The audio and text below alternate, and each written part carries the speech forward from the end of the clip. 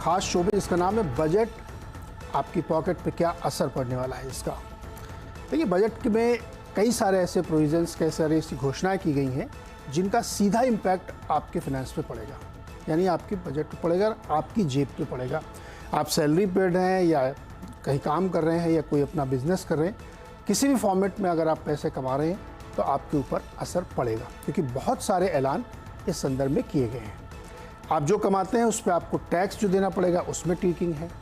जो आप capital gains कमाते हैं एसेट के थ्रू, उसमें बहुत सारी ट्वीकिंग की गई है।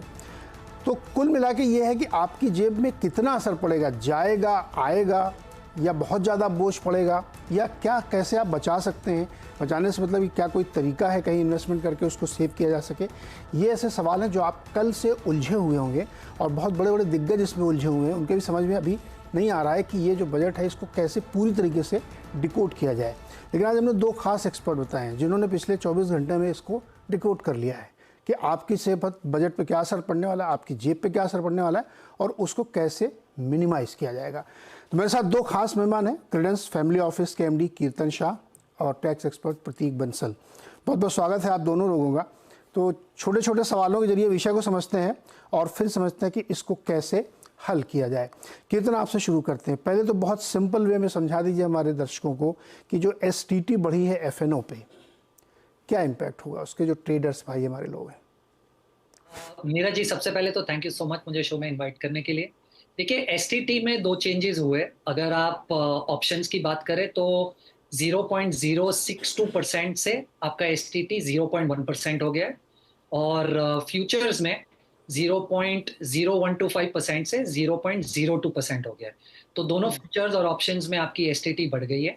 अब एसटीटी बढ़ने से ऑफ कोर्स उतना सिग्निफिकेंट इम्पैक्ट लग नहीं रहा है मुझे स्पेसिफिकली, क्योंकि आप अगर देखें 1 करोड़ के ट्रांजैक्शन पे ऑप्शंस पे 6,200 रुपए की जगह पे अब आपको 10,000 रुपया भरना पड़ेगा। तो ऑफ कोर्स 3,800 रुपया बढ़ गया है 1 करोड़ के ट्रांजैक्शन पे ऑप्शंस पे। तो मुझे ऐसा लग रहा है जिस तरीके से इक्विटी मार्केट में पार्टिसिपेशन हो रहा है, रिटेल इन्वेस्टर्स जितनी तेजी से इंटरेस्ट दिखा रहे हैं और बढ़ते जा रहे हैं, मुझे लगता है कि ये बड़ा छोटा सा चेंज है विथ रिस्पेक्ट टू कि आप उनको कर्टेल कर पाएंगे। तो मुझे नहीं लगता कि इसका लॉन्ग टर्म इम्पैक्ट कुछ है। डेफिनेटली शॉर्ट टर्म में पार्टिसिपेशन या वॉल्यूम्स में थोड़ा सा फर्क पड़ सकता है, पर मुझे नहीं लगता इसकी वजह से आप बहुत सारे लोगों को डिस्करेज कर पाएंगे कि आप एफएनओ में पार्टिसिपेट मत कीजिए। लेकिन कीर्तन जी, इस बात पर निर्भर है कि जब तक मार्केट बूमिंग है, मार्केट अगर थोड़ा ठंडा पड़ेगा तो इसका इम्पैक्ट डबल हो जाएगा। 100% मुझे ऐसा लग रहा है कि देखिए, जितने भी लोग कोविड के बाद मार्केट में पार्टिसिपेट करने आए हैं, उन्होंने largely for whatever reason market में सिर्फ तेजी देखी है, और उन्होंने जिन भी तरीके से मार्केट में पार्टिसिपेट करना चाहे उन्होंने बहुत अच्छे रिटर्न्स पाए हैं। तो मुझे ऐसा लग रहा है कि मार्केट अगर यहाँ से सॉफ्ट हो जाता है, या तो नीचे जाता है या तो साइडवेज रहता है थोड़े से सिग्निफिकेंट टाइम तक, राइट, तो मुझे ऐसा लग रहा है ऑटोमेटिकली पार्टिसिपेशन में डेफिनेटली इम्पैक्ट पड़ेगा। क्योंकि ये पार्टिसिपेशन इसलिए हो रहा है क्योंकि लोगों को ऐसा लग रहा है कि शायद पैसा बनाना इजी है। जिस दिन पैसा बनाना मुश्किल हो जाएगा, जो असली नेचर है मार्केट का, पार्टिसिपेशन ऑटोमेटिकली ड्रॉप हो जाएगा। बिल्कुल, जब तक तेज़ी है तब तक तो कोई बात नहीं है। और अच्छा, जो ये म्यूचुअल फंड है, इनके इन्वेस्टर्स पे क्या असर पड़ेगा? मुझे ऐसा लग रहा है कि म्यूचुअल फंड्स में बहुत सारे चेंजेस आए हैं, कुछ अच्छे कुछ बुरे। देखिए, अगर आप इक्विटीज की बात करें तो इक्विटीज पे बुरा इम्पैक्ट है, क्योंकि इक्विटीज में आपने देखा कि कैसे शॉर्ट टर्म कैपिटल गेन्स 15% से 20% कर दिया गया है, और लॉन्ग टर्म कैसे 10% से 12.5% कर दिया गया है। तो इक्विटी म्यूचुअल फंड्स पे उस एस्पेक्ट में नेगेटिव है। फिक्स्ड इनकम में कोई चेंज नहीं है, जो आपको पहले भी स्लैब रेट्स पर टैक्स किया जाता था इररिस्पेक्टिव ऑफ आप कितने समय तक इन्वेस्टेड है, आज भी वही टैक्स कंटिन्यू किया जाएगा। पर एक छोटा सा एडवांटेज है तीसरी कैटेगरी में, जो म्यूचुअल फंड की कैटेगरी है जिसमें ना आप 65% इक्विटी में हो, ना आप 65% फिक्स्ड इनकम में हो। उस कैटेगरी में जो आ गया gold, fund of funds, international investing, conservative hybrid category वगैरह वगैरह, उसमें एक एडवांटेज हो गया है कि अब अगर आप 24 महीने से ज्यादा के लिए निवेश करके रखते हो तो आपको सिर्फ 12.5% टैक्स देना पड़ेगा, जो पहले इससे ज्यादा था। एसआईपी पे कुछ असर पड़ेगा? मुझे नहीं लगता है ऑनेस्टली इसका कोई भी एसआईपी पे फर्क पड़ेगा, क्योंकि आप देखिए हर एसेट क्लास को आई थिंक बैलेंस करने के लिए या सेम सेम सिस्टम में या सेम प्रोसेस में लाने के लिए हर एसेट क्लास में ट्वीकिंग की गई है। आप रियल एस्टेट में देख लीजिए, गोल्ड में देख लीजिए। तो इन्वेस्टर के पास ऐसा कोई बहुत दूसरा विकल्प नहीं है या एसेट क्लास नहीं है जहां पर इन्फ्लेशन बीटिंग रिटर्न्स मिल पाए। तो मुझे ऐसा लग रहा है कि एसआईपीज में भी कोई ज्यादा फर्क नहीं पड़ना चाहिए ये टैक्स बढ़ने की वजह से। तो ऑफ कोर्स टेम्पररीली बहुत मोमेंटम वाइज मार्केट पे इम्पैक्ट हो सकता है, पर मुझे नहीं लगता है कि, क्योंकि आप देखिए आज 4% से कम लोग इंडिया में आज भी इन्वेस्टेड है। बहुत बड़ा आज भी मेरे हिसाब से ऐसा इकोसिस्टम है जो आज तक अभी तक डायरेक्टली या इनडायरेक्टली मार्केट्स में इन्वेस्टेड है ही नहीं।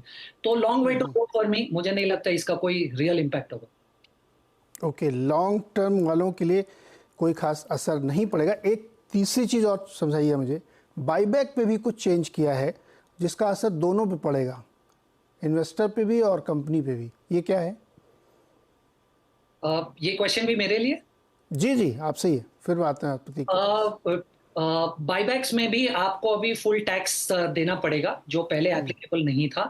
तो मुझे ऐसा लग रहा है कि ये from an investor standpoint तो डेफिनेटली इम्पैक्टफुल है, क्योंकि वो ultimately will get tax to you as dividends. तो मुझे ऐसा लगता है कि यहाँ पर बहुत सारी चेंजेस हो सकती है from a thought process perspective कि कंपनीज अब ये कॉर्पोरेट एक्शन को किस तरीके से लेना चाहती है। परफेक्ट, इन्हीं तीनों पर डिटेल में बात करें। अब चलते हैं प्रतीक के पास। प्रतीक, ये एक बिल्कुल जनरल बेसिक क्वेश्चन है कि जो इतने सारे टैक्स में रिजेक्ट किए गए हैं, क्या मकसद इसको लिए क्या है? ये जैसे सरकार ये करी हमने रैशनलाइज किया है, तो कई जगहों पे बहुत बढ़ गया, कई एसेट क्लास पे, उससे बहुत लोग चिंतित हैं। क्या लगता है आपको ये क्यों हुआ होगा? तो एक चीज़ हमको ये इसमें बेसिकली समझनी चाहिए कि जो आपके जो टैक्स स्लैब्स हैं, जो आपके सैलरीड क्लास, जो सबसे बड़ा वर्ग है हमारी सोसाइटी का, उसमें अगर आप देखेंगे तो पिछले साल वो लोग एक नई टैक्स रेजिम लेके आए थे जिसमें उन्होंने टैक्स स्लैब्स को थोड़ा सा रीजिक किया था। अब उन्होंने इस बार उसको वापस से और टिंकर किया है, बट उन्होंने एक चीज फिक्स रखी है, जो लोएस्ट स्लैब है विच इज जो 3 लाख का, और जो हाईएस्ट है 15 लाख का, वो उन्होंने फिक्स रखा है। तो अभी भी अगर आप ये देखो कि उनका ये मानना है कि 15 लाख से ऊपर अगर कोई है तो वो 30% के दायरे में आना चाहिए, क्योंकि वो हायर इनकम ग्रुप है। अभी इसमें बीच में उन्होंने स्लैब्स को चेंजेस किया है, और उस पे जो चेंजेस किए हैं उसके वजह से सिर्फ 2 ही वर्ग ऐसा है जिसको बेनिफिट मिलेगा। अगर आप पूरा 2023 की नई टैक्स रिजीम और अगर आप 2024 की नई टैक्स रिजीम को कंपेयर करोगे तो 6 से 7 लाख के वर्ग ग्रुप जो है वो पुरानी वाली टैक्स रिजीम में, पुरानी वाली नई टैक्स रिजीम में 10% दे रहा था, अभी वो 5% देगा। जबकि 9 से 10 लाख का जो कैटेगरी है वो पहले 15% दे रहा था, अब वो 10% देगा। तो ये एक बहुत बड़ा चेंज आया है। इसका सबसे बड़ा जो कारण है वो मुझे लगता है कि ये सरकार का जो फोकस रहा है। अगर आप देखेंगे बजट में उन्होंने हमेशा से ये बोला है कि गरीबों को, किसानों को, महिलाओं को और युवाओं को उनको प्रमोट करना है, उनके लिए उनको जॉब बढ़ानी है, उनको स्किल डेवलपमेंट करनी है, और सबसे बड़ी बात उनको उनके पॉकेट में ज्यादा इनकम रखनी है। ये उनका सबसे बड़ा मोटिव रहा है। अभी के इलेक्शन रिजल्ट के बाद आप अगर देखेंगे तो कोलिशन गवर्नमेंट आई है और उनका ये फोकस रहा है। अभी हमारे स्टेट इलेक्शंस भी आ रहे हैं, महाराष्ट्र के, हरियाणा के। उनका अब ये फोकस ये है कि वोटर रिलेशनशिप जो है उसको उनको मजबूत करना है। तो ये वर्ग ऐसा है जो सबसे बड़ा वोट बैंक होता है, इसलिए वो ऑब्वियसली इस पे उन्होंने फोकस करके इसको चेंजेस किए हैं। पर मुझे ये बताइए, मेरा ये मानना है कि अभी भी, हाँ जी जी प्रतीक, मुझे ये समझाइए कि अब 2023 वाली स्कीम तो भूल जाइए, अभी ओल्ड स्कीम टैक्स वाली और 2024 की नई वाली, अब ये 2 हैं, 23 का कोई मतलब नहीं। अगर आपकी आमदनी 15 लाख से ऊपर है तो नई वाली स्कीम में फ़ायदा है या पुरानी वाली में? अगर आपकी आमदनी 15 लाख से ऊपर है तो पुरानी वाली में फायदा होगा, क्योंकि पुरानी वाली में आपको बहुत सारे डिडक्शंस और एग्जेम्पशंस मिल सकते हैं। 80C, 80D, आप इंटरेस्ट जो पे करते हो हाउसिंग लोन पे, आप जो HRA क्लेम करते हो, आप जो एजुकेशन लोन पे इंटरेस्ट क्लेम करते हो, वो उसका डिडक्शंस, ये सारे डिडक्शंस आपको पुरानी स्कीम में मिल जाते हैं। नई स्कीम में चूंकि उनका ये ऑब्जेक्टिव है कि उनको उसको सिंपल रखना है, उनको कॉम्प्लिकेट नहीं करना है, जिससे कि हर आदमी को सिंपल स्ट्रेट एक टैक्स भरने को आ जाए, तो उन्होंने उसके बेसिस पे उस पे 30% लगाया है। तो अगर आपकी आमदनी 15 लाख से ऊपर है तो आपको पुरानी स्कीम में बेनिफिट होगा। तो नई स्कीम में फिर आदमी क्यों स्विच करेगा? नई स्कीम में आप तभी स्विच करोगे जिसके आपके इन्वेस्टमेंट्स नहीं है। जो सैलरी क्लास वो है जिसके इन्वेस्टमेंट्स नहीं है 80C के या 80D के, उसके लिए नई स्कीम फिर भी सिंपलर है, क्योंकि उसको एनीवे जो टैक्स का बेनिफिट है वो अगर 15 लाख या 12 लाख वाली रेंज में है तो उसको नई स्कीम में बेनिफिट मिल जाएगा। और स्टैंडर्ड डिडक्शन भी अगर आप देखोगे तो नई स्कीम में उन्होंने स्टैंडर्ड डिडक्शन को 50 से बढ़ाकर 75,000 कर दिया है। तो उससे भी ये नई स्कीम में अगर आप रहोगे तो उसमें आपको फायदा मिलेगा 25,000 का। मतलब आप ये कह रहे हैं कि पुरानी स्कीम में आप इन्वेस्ट कर रहे थे तो चूंकि 80C तो सर बहुत बड़ा, उसमें तो बहुत सारी चीज़ें खत्म हो जाती हैं, 1.5 लाख ही तो है अभी भी शायद। उसके अलावा आपने कोई होम लोन ले रखा तो शायद उसका थोड़ा सा पोर्शन बच जाता है या इंश्योरेंस का कोई बचेगा। अदरवाइज तो मतलब 4-5 लाख रुपए अगर आप जमा करें तो शायद थोड़ा बेनिफिट हो जाएगा। मान लीजिए 2 लोग हैं जिनकी आमदनी 15 लाख 1 रुपए है, एक ओल्ड स्कीम में है, एक न्यू स्कीम में है, कौन कितना टैक्स भरेगा? एक ने मान लीजिए पुरानी वाली ने सब जुगाड़ लगा के सब कुछ निवेश भी किया है, तो अगर उसने कोई भी निवेश नहीं किया है पुरानी स्कीम में, नहीं तो किया है तो बराबरी पे बैठे। अच्छा, किया उसने है तो किया है तो फिर उसको पुरानी तभी जब किसने किया है। हाँ, अगर एग्जैक्टली तो अगर उसने निवेश किया है 15 लाख के 1 रुपए उसकी इनकम है और उसने निवेश किया हुआ है तो उसको 2 लाख का बेनिफिट मिल जाएगा 80C और NPS वो सब मिला के। तो 2 लाख वो कम हो गया आपका, तो आपकी एनीवे टैक्सेबल इनकम जो है वो 13 लाख रह जाएगी। तो आप उस हिसाब से क्या बोलते हैं आप जो कम वाला 20% वाला जो ब्रैकेट है आप उसमें आ जाओगे। ओके, तो थोड़ा सा बेनिफिट ये है कि अगर आप पुरानी स्कीम में है, दर्शकों के लिए, कि अगर आप 15 लाख रुपए से ज़्यादा आपका साल की काम आमदनी है और आप पुरानी स्कीम में है लेकिन वो सारे निवेश के जो तरीके बचाने के हैं वो करते हैं आप, तो आपको नई के मुकाबले थोड़ा बेनिफिट। नेट आउटगो में कितना फर्क पड़ेगा प्रतीक? सॉरी, नेट टैक्स कितना बनेगा दोनों का? कुछ कोई ऐसा कैलकुलेशन किया आपने? कितना फर्क जाएगा? नेट टैक्स अगर आप देखेंगे, नेट टैक्स में मेरे हिसाब से अगर आप 2 लाख रुपए कम कर देंगे और हार्डली अगर आप देखोगे तो 10% का ही टोटल टैक्स में बेनिफिट होगा, तो मेरे हिसाब से 20 से 25 हजार का ही फर्क पड़ना चाहिए। ओके, 20-25 हजार बचेंगे, लेकिन उसके लिए आपको कम से कम 4,88,000 या उससे ज़्यादा का निवेश करना पड़ेगा। कीर्तन, कौन सी स्कीम ज़्यादा फायदेमंद है, नई या पुरानी? जो मतलब आपका जो सब्जेक्ट है वो ट्रेडिंग वेडिंग भी करता है, ये भी जोड़ लीजिए उसी में। एक्चुअली हमने थोड़े से कैलकुलेशंस किए थे बजट में ये डेटा आने के बाद, तो 2 डेटा पॉइंट्स शेयर करना चाहूंगा। मान लीजिए अगर आप सैलरीड है तो आपकी सैलरी अगर 15,75,000 या उसके ऊपर है, राइट, तो आपको 4,83,000 रुपीज के डिडक्शंस या अलाउंसेस मिलते हैं अगर, तब जाकर आप न्यू स्कीम और ओल्ड स्कीम सेम हो जाते हैं। इसका मतलब अगर आपकी सैलरी 15,75,000 या उससे ज्यादा है तो आपके पास न्यू स्कीम्स में जाने के लिए या न्यू टैक्स रेजिम में जाने के लिए अगर आपके पास 4,83,000 से कम का डिडक्शन है तो आप न्यू स्कीम में जाइए। ओनली इफ यू हैव 4,83,000 के ऊपर डिडक्शंस और अलाउंसेस तो आपको ओल्ड स्कीम्स अच्छी पड़ेंगी। और अगर आप नॉन सैलरीड है, राइट, तो उसमें अगर आपकी 15 लाख या उससे ऊपर की उसके ऊपर की इनकम है तो आपको ये सेम नंबर 4,08,000 रुपीज चाहिए। तो अगर आपके पास 4,08,000 से ज्यादा का डिडक्शन है तो आप पुरानी वाली में जाइए, वरना आप नई वाली में जाइए।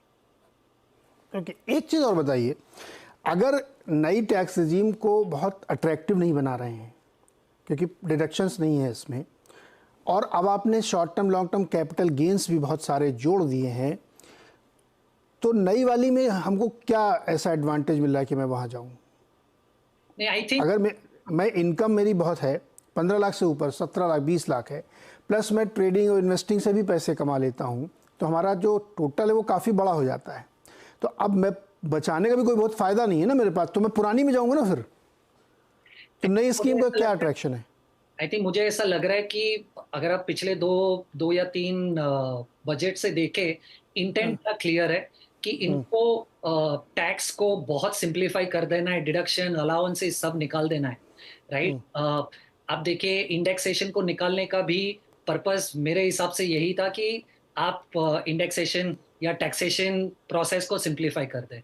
अब इसमें कुछ लोग ऐसे होंगे जिनको बेनिफिट्स होगा, कुछ ऐसे होंगे जिनको बेनिफिट्स नहीं होगा, पर ये मैंडेट बड़ा क्लियर है। अगले 1 या 2 बजट्स में मुझे ऐसा लग रहा है कि वो बोल देंगे कि अब आप पुराना वाला यूज नहीं कर सकते, आपको कंपल्सरीली नए में ही आना पड़ेगा।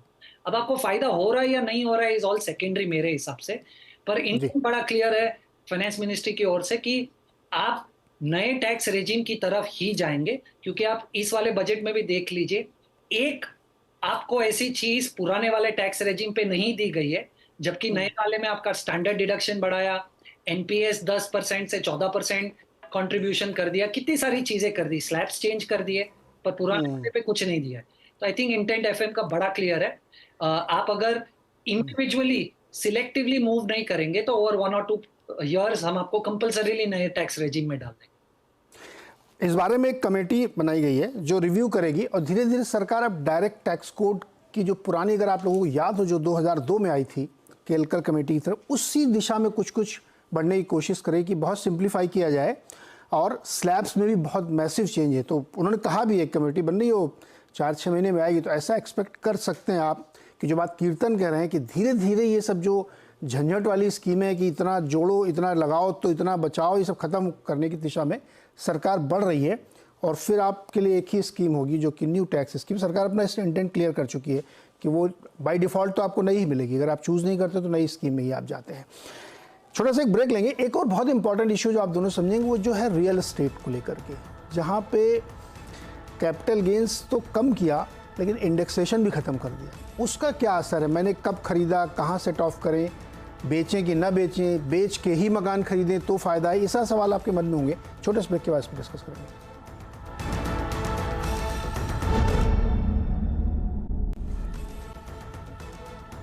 स्वागत है एक बार फिर से आपका। बजट आपकी पॉकेट पर क्या असर पड़ने वाला है उससे, इस पर हम बातचीत करें। अभी हमने बातचीत की कि जो कैपिटल गेंस है या नई टैक्स रिजीम या पुरानी टैक्स रिजीम, किस में आपको ज़्यादा लाभ हो सकता है रहने में, तो उस कंडीशन अप्लाई, स्टार लगा हुआ ऊपर।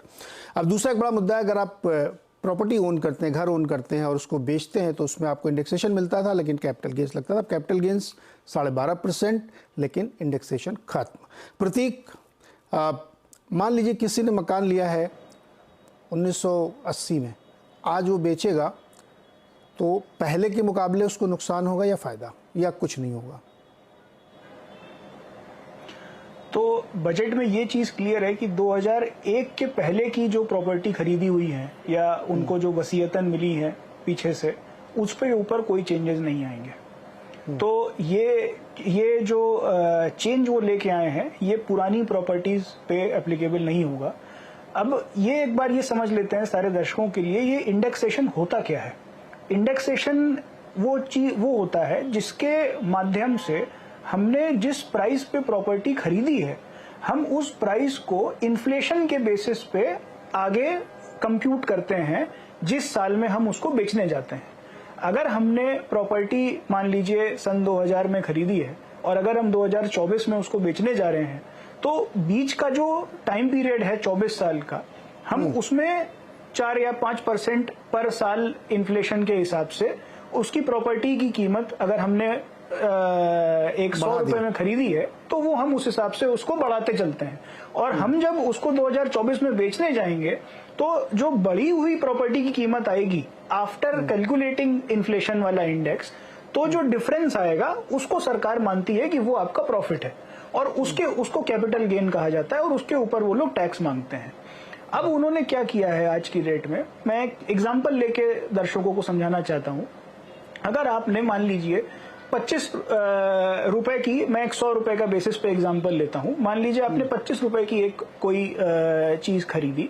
अब उसको आप अगर 100 रुपए में बेचने जाते हो तो आप और उसमें आपका जो इंडेक्सेशन के हिसाब से आपका जो बेस प्राइस बन जाता है जिस भी साल में आप बेचने जाते हो, वो मान लीजिए 50 रुपया हो जाता है।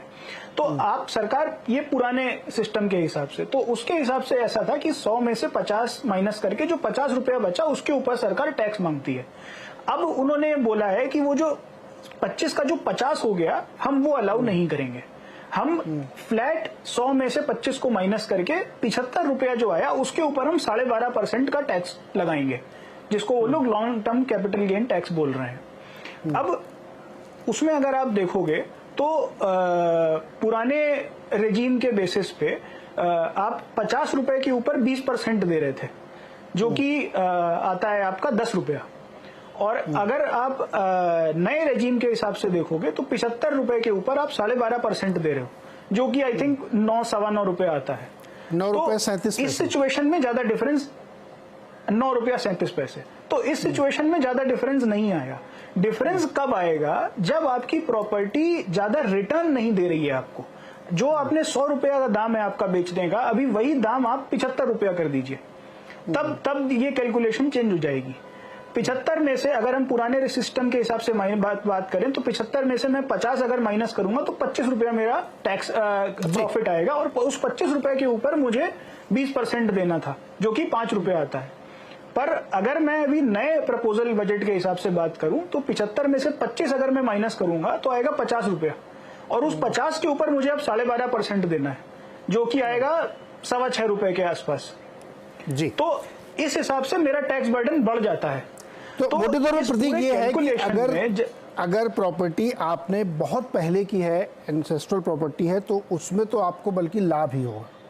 लेकिन अगर आपने 10-15 साल पहले प्रॉपर्टी खरीदी है, अब उसमें आप 12.5% भरेंगे तो आपको नुकसान होगा। कीर्तन, इस प्रपोजल का इम्पैक्ट क्या देखते हैं आप? क्योंकि आप तो फैमिली ऑफिस मैनेज करते हैं, बहुत लोग के पास बड़ी पुरानी प्रॉपर्टीज़ होंगी, बेचना चाहते होंगे, या नई प्रॉपर्टी उन्होंने 8-10 साल पहले खरीदी होगी, वो बेचना चाहते होंगे। क्या इम्पैक्ट होगा इससे? आई थिंक रियल एस्टेट के लिए मेरे हिसाब से नेगेटिव है। कुछ वापस नंबर शेयर करना चाहूंगा कैलकुलेशंस के हिसाब से। अगर आप देखें पिछले 5 साल की अगर हम बात करें तो CII 289 था और 5 साल में CII होगा 363, राइट। इस कैलकुलेशन के बेसिस पे आपकी प्रॉपर्टी पे 11.2% अगर CAGR आया है, तब जाकर आपका नया टैक्सेशन पुराने टैक्सेशन को मैच करता है। इसका मतलब अगर आपकी प्रॉपर्टी ने 11.2% से ज्यादा का रिटर्न दिया है, तब जाकर आपके लिए नया टैक्सेशन बेनिफिशियल। अगर आपके प्रॉपर्टी ने 11.2% से कम रिटर्न दिया हुआ है, तो आप नए टैक्सेशन में मूव करके ज्यादा टैक्स भर रहे हैं। अब रियल एस्टेट में 11.2% से ज्यादा रिटर्न कमाना कैपिटल गेन्स पे उतना आसान नहीं है, स्पेसिफिकली मेट्रोज में। तो मुझे ऐसा लगता है कि प्रॉपर्टी या रियल एस्टेट इन्वेस्टिंग पे फ्रॉम अ टैक्स पर्सपेक्टिव तो ये डेफिनेटली नेगेटिव है। और लास्ट 10 ईयर्स में तो मुझे नहीं लगता 11% का CAGR किसी भी शहर में प्रॉपर्टी में बना है। आई थिंक देखिए ये सब्जेक्टिव है, बट लार्जली हाँ, अगर आप इंडेक्स लेवल पे देखें जो रिपोर्ट होता है, आई डोंट थिंक 11% जितना रिटर्न बना होगा। नहीं बना हुआ। 10% का CAGR नहीं बना। इतने CAGR जब हम लोग लेते हैं तो फिर वो ठीक है, किसी एक साल में हो सकता है कोविड के बाद अचानक से कहीं बढ़ गया, लेकिन उसके 10 साल पहले तो जीरो ही थे। तो CAGR 11% बड़ा डिफिकल्ट यहाँ पे दिख रहा है। एक चीज़ मुझे और समझे, मेरे दिमाग में आता है, जब प्रतीक जी कॉस्ट जोड़ते हैं, जिसको आप करें ये प्रॉपर्टी कॉस्ट, उसमें क्या रजिस्ट्रेशन वाले खर्चे भी जोड़ते हैं क्या? मान लीजिए आपने 1 करोड़ की प्रॉपर्टी ली, 7-8 लाख रुपए आपके लगे रजिस्ट्रेशन और स्टैम्प ड्यूटी में, वो उस कॉस्ट का पार्ट है कि नहीं है? स्टैम्प ड्यूटी उसका पार्ट नहीं बनता है, वो अलग रहता है। तो यार ये तो और नुकसान है। 5% तो हमारी कॉस्ट को आप मान ही नहीं रहे। कीर्तन जी, ये क्यों कर नहीं ऐसा करते?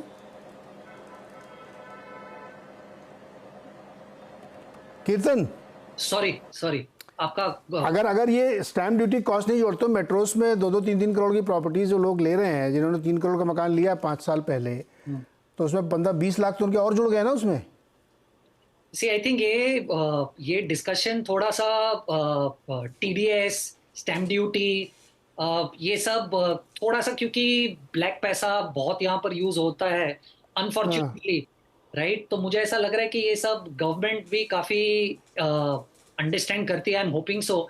इसीलिए अगर आप देखिए ये करंट वाले में भी आप 50 लाख वाला जो टीडीएस वाला सब्जेक्ट था, उसमें भी लोग पहले क्या करते थे, अगर आपने जॉइंट प्रॉपर्टी ली हुई है और 90 लाख की प्रॉपर्टी ली है, तो दो लोग 45 लैक्स देकर उसको ऐसे दिखाते थे कि 50 लाख रुपया हुआ ही नहीं है, इसलिए वो 1% टीडीएस नहीं भरते थे। तो मुझे ऐसा लग रहा है कि ये सब लूप होल्स को क्लोज तो ऑलरेडी कर दिया है, पर क्योंकि द गवर्नमेंट क्लियरली नोज कि ये सब होता है, मुझे ऐसा लग रहा है इन चीजों को बाहर रखा जाता है इससे। पर इसका आंसर वेरी ऑनेस्टली मुझे नहीं पता है। हाँ एग्जैक्टली ये बहुत ट्रिकी क्वेश्चन भी था कि ये 15-20 लाख जो कॉस्ट पड़ी। खैर एनीवे, आज के इस चर्चा का जो टेक अवे है वो मैं बहुत जल्दी से बता देता हूँ आपको कि अगर आपने प्रॉपर्टी ले रखी है बहुत पुराने समय से और आपको उसमें कम से कम, जैसे भी कैलकुलेशन बता रहे हैं कि 11.25% के CAGR से आपकी प्रॉपर्टी बढ़ी है, तब तो नए टैक्स रिजीम में आपको फ़ायदा, अदरवाइज़ आपको नुकसान होगा क्योंकि वो कैलकुलेशन में नहीं बैठेगा। एक दूसरा जो टैक्स रिजीम वाली बात है कि आप किस ब्रैकेट में रहेंगे, तो अगर आपकी आमदनी 15,75,000 से के आसपास या उससे ज़्यादा है और आप कम से कम 4,08,000 या 83,000 के ब्रैकेट तक सेव करते हैं तो ही नई स्कीम में जाने का फ़ायदा है। लेकिन अगर आप बहुत सारे डिडक्शंस ले रहे हैं 80C के, 80D के या होम लोन वाले के इंटरेस्ट वाले, तो शायद आपके लिए पुरानी स्कीम अभी भी फ़ायदेमंद होगी। लेकिन अगले 6 महीने में वो कमेटी क्या रिकमेंड करती है, किस तरह से रिजीम चेंज होती है, इस बात पे निर्भर करेगा। तो फिलहाल अगले बजट तक के लिए तो आप इस शो को देखिए और समझिए कि आपके ऊपर क्या असर पड़ने वाला है। फरवरी में क्या चेंजेस होंगे इस पर हम लोग फिर से दोबारा बातचीत करेंगे। आप दोनों मेहमानों का बहुत बहुत शुक्रिया साथ जुड़ने के लिए और दर्शकों को समझाने के लिए कि उनकी जेब पर कितना असर पड़ने वाला है।